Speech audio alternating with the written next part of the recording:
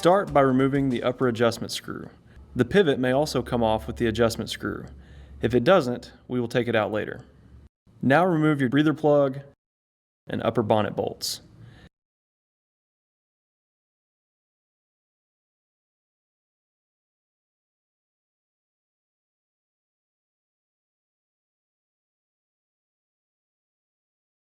Remove and discard the O-ring from your upper adjustment screw. Remove your pivot, upper spring plate, spring, and lower spring plate.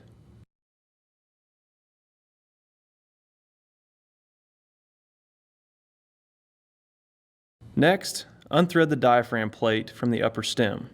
There are two flats on the upper stem to put a 3/8 inch wrench